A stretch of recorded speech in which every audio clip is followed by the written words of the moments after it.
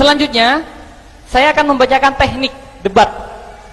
Yaitu pertama, masing-masing pihak pro dan kontra diberikan kesempatan 2 menit argumen pembuka. Jadi 2 menit bagi yang pro, 2 menit bagi yang kontra, dilanjutkan dengan diskusi, kemudian diakhiri dengan kesimpulan. Langsung saja kita mulai. 2 menit argumen pembuka dari pihak yang pro. Silakan. Bismillahirrahmanirrahim. Assalamualaikum warahmatullahi wabarakatuh. Dalam tradisi masyarakat Indonesia, ketika ada orang atau saudara kita yang meninggal dunia, itu ada sebuah tradisi kumpul-kumpul untuk mendoakan orang yang meninggal tersebut. Dasar kami melakukan tahlilan adalah Quran surat Al-Hasyr ayat 10 yang berbunyi, walladzina ja'u min ba'dihim yaquluna rabbana ighfir lana wal ikhwanina alladzina sabaquna bil iman wa la taj'al fi qulubina ghillan lil ladzina amanu rabbana innaka ra'ufur rahim. Yang pada garis besarnya di situ adalah ada anjuran untuk berdoa atau mendoakan orang yang telah meninggal, yaitu ya Tuhan kami, ampunilah kami dan dosa-dosa orang-orang yang telah meninggal mendahului kami. Berdasarkan berangkat dari ayat inilah kami melaksanakan tahlilan agar ukhuwah Islamiyah tetap terjaga antar umat Islam dan untuk mendoakan orang yang telah meninggal dunia. Ya, terima kasih. 2 menit argumen pembuka untuk yang pihak kontra. Silakan. Bismillahirrahmanirrahim. Assalamualaikum warahmatullahi wabarakatuh. Waalaikumsalam warahmatullahi. Membahas tentang tahlilan atau tradisi tahlilan. Tradisi tahlilan ialah merupakan salah satu tradisi yang dianggap baik oleh masyarakat Islam di Indonesia, khususnya kaum Nahdiyin, yang secara gamblang dan secara terang-terang bertentangan dengan syariat Islam. Kenapa? Karena tahlilan tersebut ialah merupakan salah satu paling buruknya perkara dan merupakan bid'ah. Dalam hadisnya Rasulullah sallallahu alaihi wasallam, "Ala wa iyyakum wa muhdatsatil umur, fa inna syarral umuri muhdatsatuha, wa kullu muhdatsatin bid'ah, wa kullu bid'atin dhalalah, wa kullu dhalalatin finnar." Yang maknanya, tahlilan tersebut ialah merupakan paling buruknya perkara, karena paling buruknya perkara di dalam hadis tersebut ialah perkara yang dibuat-buat, dan perkara yang dibuat-buat tersebut termasuk adalah bid'ah. Jadi tahlilan adalah bid'ah. Nah, dan setiap bid'ah adalah sesat. Lah masalahnya, yang terakhirnya ini yang gak enak, Mas. Nah, dan setiap kesesatan ialah dimasukkan ke dalam neraka. Jadi kesimpulannya adalah barang siapa yang melaksanakan tahlilan atau orang-orang yang mendukung tahlilan, maka semua orang tersebut akan dimasukkan ke dalam neraka. Bismillahirrahmanirrahim. Sip, mantap, mantap. Tepuk tangan dulu buat kedua finalis kita. Lanjut dengan sesi diskusi, langsung ditanggapi oleh Mas. Silakan. Oleh pihak yang pro. Mungkin Anda kurang memahami tentang permasalahan bid'ah. Mengapa? Karena sungguhnya jumhur ulama itu telah membagi bid'ah menjadi 2. Yang pertama yaitu bid'ah hasanah, yaitu bid'ah yang sejalan dengan ajaran Islam. Sedangkan yang kedua ialah bid'ah sayyi'ah, yaitu bid'ah yang bertentangan dengan ajaran Islam. Nah, sedang yang Anda sebutkan tadi, hadis kullu bid'atin dhalalatun, itu oleh Imam Nawawi dalam kitabnya Syarah Sahih Muslim, beliau menyebutkan bahwa hadis tersebut telah ditahsis oleh hadis man sanna fil islami sunnatan hasanatan falahu ajru wa ajru man amila biha ba'dahu. Nah, kalau kita simpulkan masalah tahlilan tadi, tahlilan merupakan bid'ah hasanah. Mengapa? Karena dalam tahlilan itu semua unsurnya merupakan unsur yang dianjurkan oleh agama Islam. Sudah cukup? Silakan dibantah atau ditanggapi atau dikomentari, silakan. Kami sangat tidak setuju jika Anda mengatakan bahwa di dalam tahlilan itu tidak ada unsur yang bertentangan dengan agama Islam. Padahal ada, yaitu tahlilan tasyabuh dengan tradisi agama Hindu pada zaman dahulu. Pada zaman dahulu, orang Hindu apabila ada yang meninggal, maka orang di sekitarnya akan berkumpul di rumah orang tersebut selama 7 hari.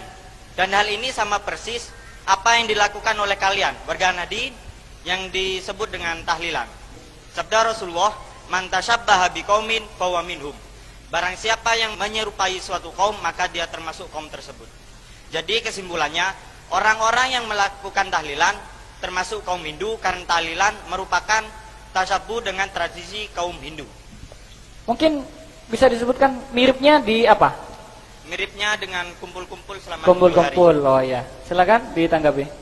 Mas, ya silakan. Maaf, sangat tidak sepadan sekali jika Anda mengatakan bahwasanya tradisi tahlilan itu tasabuh dengan tradisinya orang Hindu. Dan Anda tadi mengatakan tasabuhnya itu dari perkumpulannya. Padahal Nabi sendiri mengatakan, man arada buhwatal jannah falyalzamil jam'ah.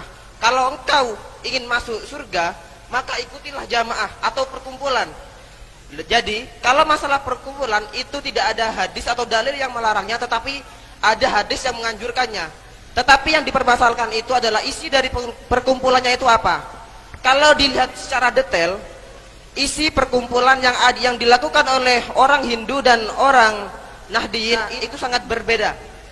Dikarenakan kalau orang Hindu mengisinya dengan hal-hal yang negatif seperti mabuk-mabukan, judi dan lain sebagainya.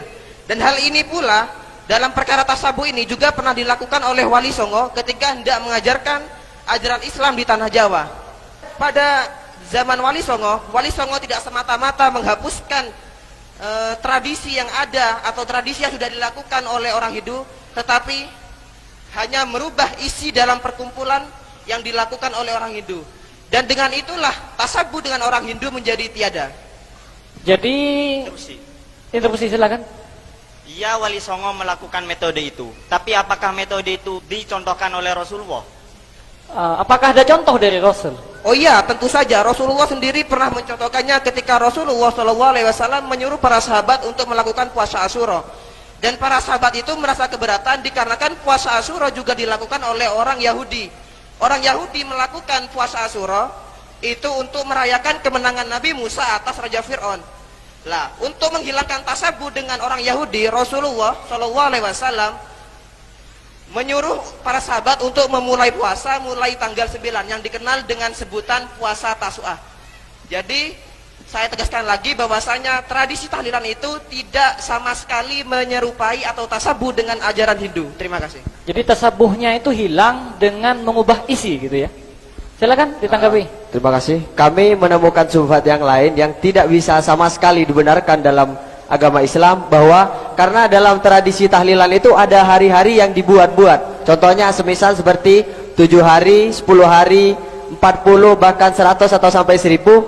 Bahkan itu tidak ada perintah dari Nabi. Dan Nabi bersabda, man amila amalan laisa alaihi amruna fahuwa raddun. Barang siapa yang mengerjakan perintah, tidak ada perintah atas Rasul, maka perbuatan itu ditolak. Nah, tahlilan itu kan membuat-buat, contohnya seperti 7 hari, 10 hari itu kan tidak ada perintah atas Rasul.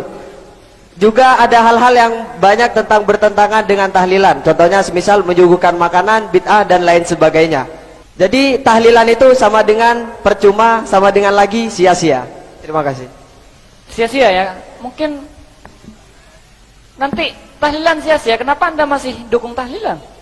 Kalau memang tahlilan sia-sia. Kata siapa? Gak ada dasarnya dalam penentuan hari. Rasulullah SAW pernah melakukan satu perjalanan untuk pergi ke Masjid Quba. Hadisnya begini, ya'ti masjidah Quba'in kulla sabtin masyian wa raqiban wa kana Abdullah bin Umar radhiyallahu anhuma yaf'alhu. Yang artinya Rasulullah itu pergi ke Masjid Quba pada setiap hari Sabtu. Perlu digarisbawahi, setiap hari Sabtu. Berarti Rasulullah mengkhususkan melakukan suatu amalan. Wa kana Abdullah bin Umar radhiyallahu anhuma yaf'alhu. Kemudian perbuatan Rasulullah ini ditiru oleh seorang sahabat yang sangat alim, yaitu Abdullah bin Umar. Nah, kemudian seorang ulama terkemuka mazhab Syafi'i, Al-Hafidh Ibnu Hajar Al-Asqalani, dalam kitab Fathul Bari, dalam mengomentari hadis ini, beliau berkata, sesungguhnya hadis di atas yang barusan saya sebutkan itu menunjukkan kebolehan kita untuk menentukan atau mengkhususkan suatu amalan pada hari-hari tertentu. Contohnya seperti apa? Seperti dalam tahlilan, yaitu pada hari pertama sampai ke 7, 40, 100, naun, 1000 dan seterusnya. Itu hukumnya boleh berdasarkan hadis tadi, karena tidak ada dalil yang melarangnya. Kalau masalah tentang tahlilan sia-sia itu, kata siapa tahlilan sia-sia? Kan tadi sudah kami sampaikan bahwa tahlilan itu tidak sia-sia, sudah ada dasarnya semua dari Al-Quran, Al-Hadis, Al-Ijma' maupun Al-Qiyas. oh iya, monggo. Jadi tidak sia-sia, ada dalilnya semua. Masih mau dibantah lagi? Mungkin saudara-saudara ini masih bisa ya, memaksakan suatu dalil, melaksanakan sebuah dalil dikait-kaitan dengan tradisi yang ada di dalam tahlilan, itu mungkin masih bisa. Tapi dengan yang satu ini, kami menemukan sebuah ibarah atau syubhat bahwasanya tahlilan itu sangat melenceng dari ajaran Islam, Mas. Sudah jauh. Di dalam sebuah hadis Rasulullah bersabda, "Ij'alu li Ali Ja'farin ta'aman, fa innahu qad ja'ahum amrun yasghuluhum." Yang mananya buatkanlah makanan untuk keluarga Ja'far, karena sesungguhnya keluarga Ja'far tersebut sedang terkena musibah. Nah, sedangkan prakteknya di dalam tradisi tahlilan di Indonesia kaum Nahdien itu malah orang yang sahibul musibah, oleh yang terkena musibah itu harus memberikan makanan kepada orang yang bertakziah. Padahal yang dibenarkan oleh agama itu, saudara, itu aslinya orang yang bertakziah tersebut yang harus memberikan makanan kepada si sahibul musibah. Jadi logikanya si sahibul musibah itu sudah jatuh tertimpa tangga, sudah tenggelam masih dimakan paus. Jadi ya itu gimana Anda mengomentar itu, Mas? Jadi orang yang meninggal sudah ditinggal keluarga, sudah harus memberi makan kepada orang yang datang ya. Jadi bertentangan dengan hadis tersebut ya. Ya, berikan pendapat yang sangat mepet, jangan pendapat yang jauh tadi. Mungkin tepuk tangan dulu buat finalis kita, biar lebih seru. Nah, jadi ini menanggapi ini bertentangan dengan sebuah hadis tadi. Silakan ditanggapi. Maaf Mas, Anda mungkin kurang memahami apa yang terjadi konteksnya di Indonesia ini. Mengapa? Karena setiap ada orang meninggal di Indonesia, pasti ada orang yang bertakziah. Dan orang yang bertakziah itu membawa bentuk makanan yang masih dalam keadaan mentah. Iya. Ketika itu diberikan kepada keluarga si mayit, yang oleh kemudian keluarga mayit mengolahnya dan diberikan kembali kepada orang yang bertahlilan untuk dimakan bersama. Jadi kalau Anda membantah dengan hadis ij'alu li ali Ja'farin ta'aman, itu sebenarnya sesuai, bukan bertentangan. Jadi sesuai ya, nggak bertentangan. Oh, bersih. silakan. Kemudian bagaimana, Mas? Sebagaimana yang sudah kami pelajari tadi malam di kitab I'anatul Talibin, di kitabnya kaum Nahdien, kitabnya kaum ulama-ulama Ahlus Sunnah yang biasa dipelajari di pondok-pondok jenengan-jenengan semua ini, yang berbunyi takbirnya itu ma yaf'aluhun nasu minal ijtima'i inda ahlil mayyiti wa sun'it ta'ami minal bida'il munkarah. Lah yang maknanya apa yang dilakukan oleh manusia berupa berkumpul di rumah keluarga seperti tahlilan, kemudian si keluarga sahibul musibah tersebut menyediakan makanan, itu termasuk perbuatan bid'ah yang mungkar, bida'il munkarah. Lah bagaimana? Ini kitabnya jenengan-jenengan sendiri bilang gini. Ini gimana? Masa sampean masih mau menyangkal kitab sampean sendiri? Oh, di dalam I'anatul Talibin bid'ah mungkar itu ya. Maaf Mas, Anda tadi dalam bacaan takbir itu kurang lengkap. Mengapa? Karena di situ ada terusannya, yaitu apabila kita sebut menyuguhkan makanan itu bid'ah mungkarah, di situ ilatnya adalah ingkara mimma limayyitin au mimma limahjurin. Yaitu ketika diambil dari harta si mayit atau dari anak yatim yang masih ditahan untuk mentasarufkannya. Tapi kenyataannya tidak. Mengapa? Karena yang disuguhkan pada orang yang bertahlilan itu berasal dari pentakziah yang membawa makanan masih dalam bentuk mentah. Jadi ilatnya sudah hilang ya? Ya, ilatnya sudah hilang, dan itu sesuai dengan kaidah fikih yang berbunyi al-hukmu yaduru ma illati wujudan wa adaman. Yaitu hukum fikih itu selalu berputar dengan ada tidaknya suatu ilat. Jadi boleh ya? Bukan bid'ah mungkar ya? Nah, itulah ilatnya. Tahlilan itu tidak memperhatikan kondisi perekonomian di Indonesia. Kemudian dia selanjutnya. Silakan ditanggapi Mas Husain. Ada subhat yang lain yang menyebabkan tahlilan itu benar-benar dihapuskan dalam tradisi Indonesia, yaitu masalah pahala bacaan yang dihadiahkan untuk orang yang telah meninggal. Quran surat An-Najm ayat 39, wa alaisa lil insani illa ma sa'a, yang artinya seseorang tidak akan mendapatkan kecuali apa yang dia usahakan, kecuali apa yang dia kerjakan.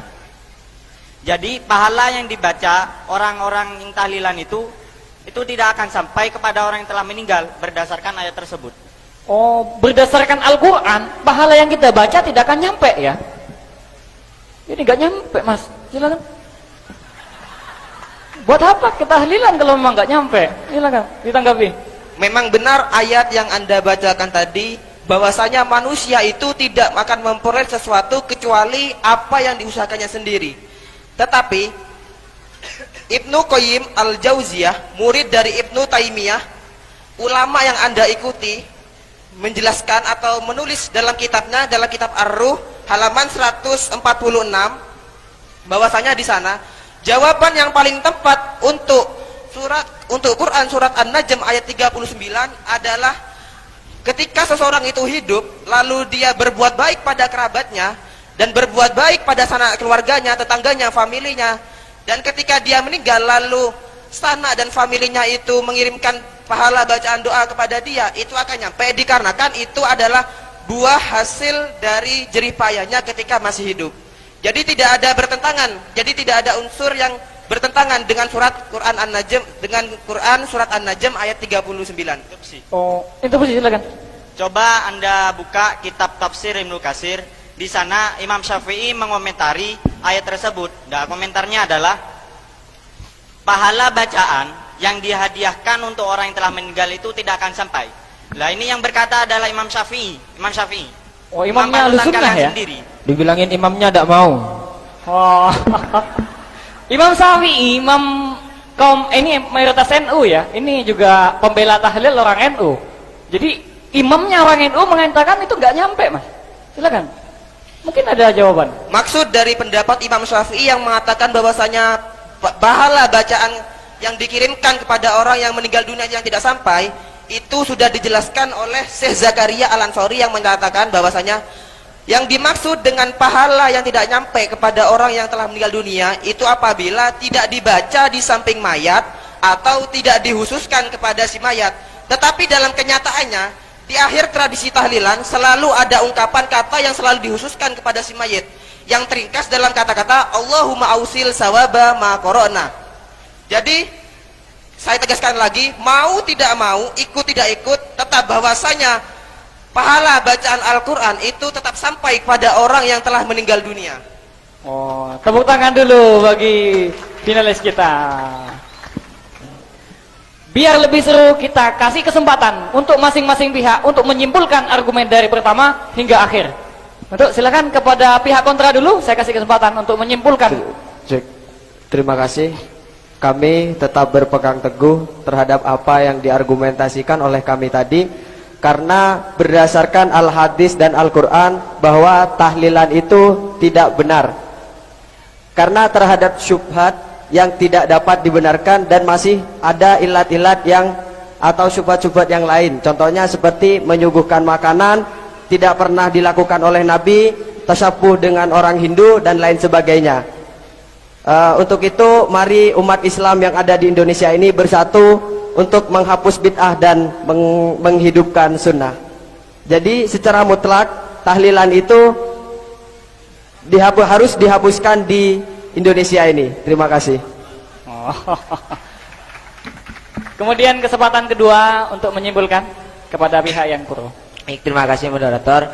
Berdasarkan dialog yang sudah kita rembukan barusan, tidak ada satupun dalil dari kami yang bisa Anda bantahkan dan tidak bisa Anda batahkan. Jadi kami tetap pada pendirian kami, tahlilan itu harus dilakukan, bahkan kalau perlu wajib untuk menjaga ukhuwah Islamiyah di Indonesia ini.